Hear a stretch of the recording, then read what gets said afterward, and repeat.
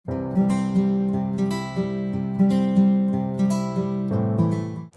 Friends, welcome to Roja classic. இன்றைக்கி நம்ம வீடியோவில் ரேஷன் அரிசியில் வத்தல் எப்படி செய்யறதுன்னு பார்க்கலாம். இதுக்கு நான் 1/2 கிலோ அளவுக்கு அரிசி எடுத்திருக்கேன். அரிசி எடுத்துகிட்டு ஒரு 4-5 தடவை தண்ணி சேர்த்து க்ளீன் பண்ணிவிட்டு கொஞ்சம் தண்ணி அரிசி முழுகிற அளவுக்கு தண்ணி சேர்த்து ஒரு 1 மணி நேரம் அரிசி வந்து நல்லா ஊறட்டும்.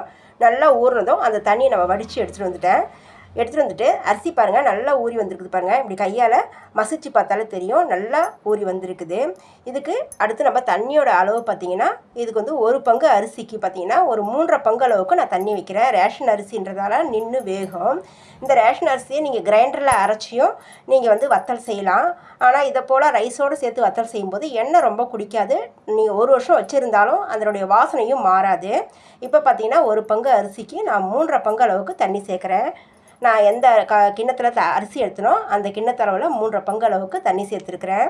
இந்த ரேஷன் அரிசின்றதால கொஞ்சம் அது நல்லா வெந்து வரத்துக்கு கொஞ்சம் தண்ணி அதிகமாக தேவைப்படும். அதனால் நான் 3.5 பங்கு வச்சுருக்கிறேன். இப்போ இதை நம்ம அடுப்பில் வச்சிடலாம். அடுப்பில் வச்சுட்டு நல்லா ஹை ஃப்ளேமில் வச்சுடுங்க. ஹை ஃப்ளேமில் வச்சு நல்லா ஒரு கொதி வரட்டும்.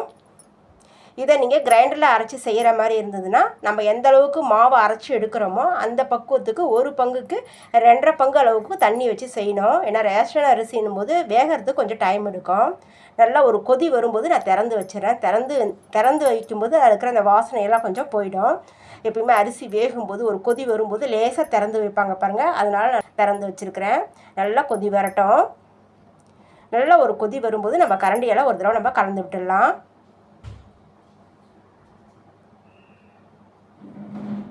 நீங்கள் நார்மல் பச்சரிசியில் செய்கிற போல் இருந்தாலும் 1 கப்பு அரிசிக்கு 2.5 கப் அளவுக்கு தண்ணி வச்சு மாவு அரைச்சாலும் சரி, இதை போல் அரிசியை வேக வச்சு செய்யறதுக்கு 2.5 கப்பு தண்ணி வச்சுக்கலாம். நான் ரேஷன் அரிசின்றதால நான் 1 கப் அதிகமாக வச்சுருக்கிறேன். இப்போ ரைஸ் பார்த்திங்கன்னா நல்லா வெந்து வந்துருச்சு. குக்கர் வந்து இப்போ மூடி போட்டு மூடக்கூடாது. நார்மலாக அரிசி எந்த அளவுக்கு வெந்து வருமோ அந்த அளவுக்கு வந்து இது வந்து வெந்து வந்திருக்குது. இது இன்னும் கொஞ்சம் நல்லா குழைய வேகணும். அது வரைக்கும் நம்ம இப்போ மீடியம் ஃப்ளேமில் வச்சுட்டு கொஞ்சம் நேரத்துக்கு வேக விடலாம். அதுக்கு நடுவில் இதில் சேர்க்கறதுக்கு பார்த்திங்கன்னா ஒரு 5-6 பச்சை மிளகாய் எடுத்து நான் மிக்ஸி ஜாரில் சேர்த்துக்கிறேன். கூடவே ஒரு 5-6 கருவேப்பிலை தழை சேர்த்துக்கலாம். சேர்த்துட்டு கொஞ்சமாக தண்ணி சேர்த்து இதை கொஞ்சம் விழுதாக அரைச்சி எடுத்துகிட்டு வந்துடலாம். தண்ணியுமே பாருங்கள் கொஞ்சமாக தான் சேர்த்துருக்குறேன். சேர்த்து அரைச்சி எடுத்துகிட்டு வந்துடலாம். அரைச்சது பார்த்திங்கன்னா இந்த பக்குவத்தில் இருக்கும்.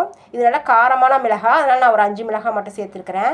இப்போ இந்த அரைச்ச விழுதை பார்த்திங்கன்னா ரைஸ் நல்லா வெந்ததுக்கப்புறம் தான் இதை வந்து உள்ளே சேர்க்கணும்.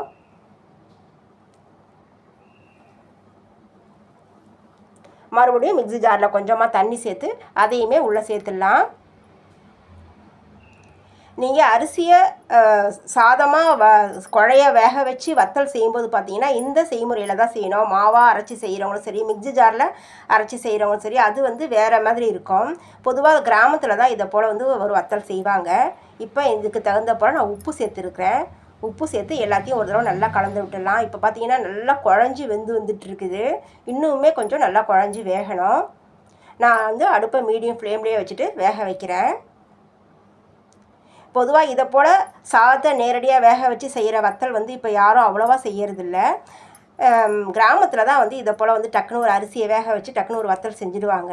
இப்போ பாருங்கள் ரைஸ் வந்து நல்லா குழஞ்சி தான் வந்துட்டுருக்குது. இன்னுமே நான் கொஞ்சம் நேரத்துக்கு இதை அப்படியே மூடி போட்டு வேக விட்டுறேன். கொஞ்சம் நேரம் வெந்ததுக்கப்புறம் பார்த்திங்கன்னா இதில் 1 ஸ்பூன் அளவுக்கு சீரகம் சேர்த்துடலாம். கூடவே ஒரு 3/4 ஸ்பூன் அளவுக்கு பெருங்காயத்தூள் சேர்த்துக்கலாம். ரைஸ் நல்லா வெந்துட்டு அதுக்கப்புறம் நல்லா குழஞ்சி வெந்துட்டுருக்குது. இங்கே பாருங்கள் நல்லா கஞ்சி பதத்துக்கு வந்துருக்குது பாருங்கள்.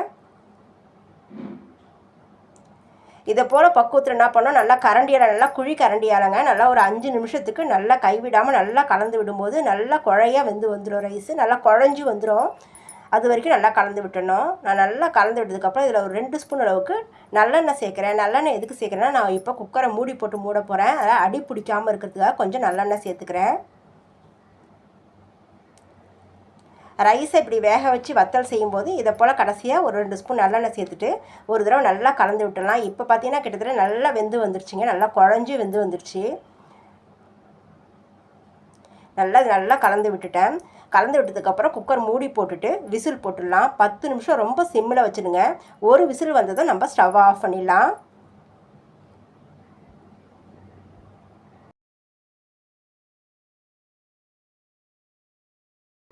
நான் ஒரு விசில் வந்ததும் ஸ்டவ்வை ஆஃப் பண்ணிட்டேன். ஆஃப் பண்ணிவிட்டு கம்ப்ளீட்டாக ப்ரெஷர் இறங்கினதும் ஓப்பன் செய்யலாம். நீங்கள் ரேஷன் அரிசியை இப்படி மாவு அரைக்காமல் நேரடியாக செய்கிற வத்தல் பார்த்திங்கன்னா இந்த செய்முறையில் செஞ்சு பாருங்கள்.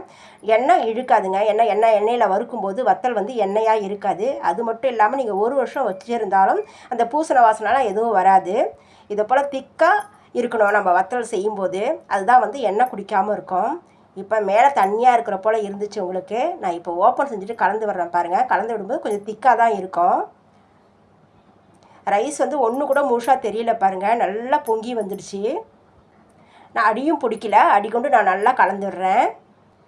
இந்த வத்தல் நான் எப்போ இதை ரெடி பண்ணு கேட்டிங்கன்னா, நைட்டு வந்து ஒரு 9 மணிக்கு அரிசி ஊற வச்சேங்க. 10 மணிக்கு இதை வந்து நான் ரெடி பண்ணுறேன். நம்ம காலையில் ஒரு 6 மணிக்கு இந்த வத்தல் புழியறதுக்கு ரொம்ப ஈஸியாக இருக்கும். இப்போ இதை ரெடி பண்ணும்போது மணி பார்த்திங்கன்னா ஒரு 10:15 ஆகுது. இதுக்கு மேலே ஒரு ஸ்பூன் அளவுக்கு லேசாக எண்ணெய் ஊற்றி இதை போல் நான் நல்லா அமுக்கி விட்டு ஒரு தட்டு போட்டு மூடி விட்டுடலாம். காலையில் எந்திரிக்கும் போது பார்த்திங்கன்னா ஒரு மிதமான சூட்டில் இருக்கும். நல்லாவும் ஆறி இருக்காது, கொஞ்சம் ஒரு மிதமான சூட்டில் இருக்கும். இப்போ காலையில் பார்த்திங்கன்னா நான் எண்ணெய் கவரில் தான் இதை வந்து புழிய போகிறேன். அடியில் கொஞ்சமாக கட் பண்ணி விட்டுருக்கேன். மேலே வந்து கொஞ்சம் பெரிய சைஸாக கட் பண்ணி விட்டுருக்கேன். நான் வந்து 1/2 லிட்டர் அளவுக்கு எண்ணெய் கவர் எடுத்திருக்கேன். ஏன்னா என் கை வந்து சின்ன கையே எனக்கு புழியறதுக்கு வாட்டமாக இருக்குன்றதுக்காக நான் 1/2 லிட்டர் கவர் எடுத்துருக்கிறேன். நீங்கள் 1 லிட்டர் கவர் எடுத்திங்கன்னா ஈஸியாக பிழிஞ்சு எடுத்துடலாம். நம்ம 1/2 கிலோ தான் அரிசி போட்டிருக்கோம். ஈஸியாக பிழிஞ்சு எடுத்துடலாம். இது பிழியறதுக்கும் பார்த்திங்கன்னா ரொம்ப ஈஸியாக வந்துடும். ரைஸ் பாருங்கள் நல்லா வெந்து வந்துருக்குது பாருங்கள். ஒரு அரிசி கூட முழுசாக இருக்காது. நீங்கள் மாவெல்லாம் அரைக்காமல் இதை போல் ஈஸியாக செஞ்சிடலாம். அதே போல் முறுக்கச்சில் இந்த ஓலப்பகடா ஆச்சியும் போட்டுட்டு இதை இதுலேயும் வந்து நம்ம பிழிஞ்சு எடுத்துடலாம்.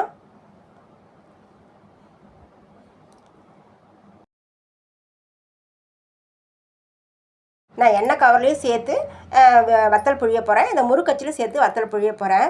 இப்போ ஒரு 10 நிமிஷத்தில் ஒரு 2 பேராக புழியும்போது ஒரு 10 நிமிஷத்தில் வேலை முடிஞ்சிடுன்றதுக்காக நான் 2மே எடுத்துருக்கிறேன். இந்த மொத்த அரிசியும் புழிஞ்சு எடுக்கிறதுக்கு பார்த்தீங்கன்னா ஒரு 1/2 மணி நேரத்தில் நாங்கள் புழிஞ்சு எடுத்துட்டோம்.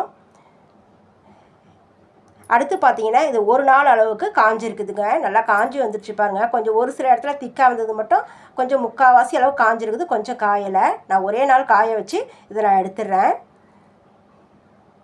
காயிற வெயிலில் பார்த்திங்கன்னா நம்ம ரொம்ப மெலிசாக போட்டிருந்தா சீக்கிரமாக காஞ்சிருக்கும். அது கொஞ்சம் எண்ணெய் குடிக்கும். இது வந்து பார்த்திங்கன்னா எண்ணெய் அந்தளவுக்கு நீங்கள் எண்ணெயில் வறுத்து எடுக்கும்போது பார்த்திங்கன்னா ரொம்ப எண்ணெயாக இருக்காது வத்தல். இப்போ நான் எல்லாத்தையும் கம்ப்ளீட்டாக எடுத்துட்டேங்க. நான் எடுத்த 1/2 கிலோ அரிசிக்கு இந்தளவுக்கு வத்தல் வந்திருக்குது. இதை வந்து மறுநாள் நம்ம காய வச்சு எடுக்கணும். நான் 2வது நாள் காய வச்சு எடுத்துருக்கேன் பாருங்கள். நல்லா காஞ்சி வந்துருக்குதுங்க. நான் இன்னும் ஒரு நாள் காய வச்சு எடுக்கணும். இது 2வது நாள் காஞ்ச வத்தல். இது 1/2 கிலோ அரிசிக்கு இந்த அளவுக்கு வத்தல் வந்திருக்குதுங்க. நல்லா காஞ்சி வந்திருக்குது. இன்னும் ஒரு நாள் காய வச்சு எடுத்துகிட்டு நம்ம ஸ்டோர் பண்ணி வச்சுட்டோன்னா இது 1 வருஷம் வரைக்கும் அப்படியே இருக்கும். எந்த ஒரு பூசண வாசனை எதுவும் இருக்காது. நீங்கள் அப்புறம் எடுத்து வறுத்தா கூட பார்த்தீங்கன்னா எண்ணெய் குடிக்காது. சாப்பிட்றதுக்கு ரொம்ப சுவையாக இருக்கும்.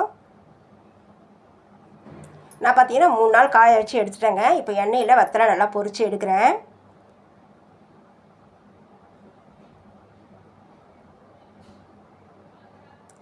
நல்லா மலர்ந்து நல்லா வாசனையாக வெந்து வந்துருச்சு. நல்லா சீரக வாசனையும் பெருங்காயத்தூள் வாசனையோட வத்தல் வறுபடும் போதே அவ்வளோ வாசனையாக இருந்தது. இப்படி நம்ம இதை வறுத்து எடுத்துக்கலாம்.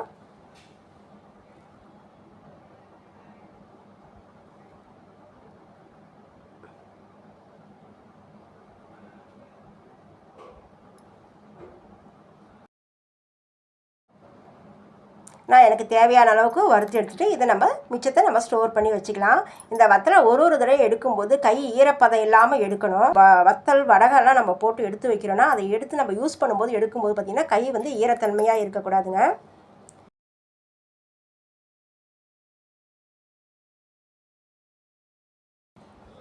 இப்போ தேவையான அளவுக்கு நான் வத்தலை வறுத்து எடுத்துட்டேன்.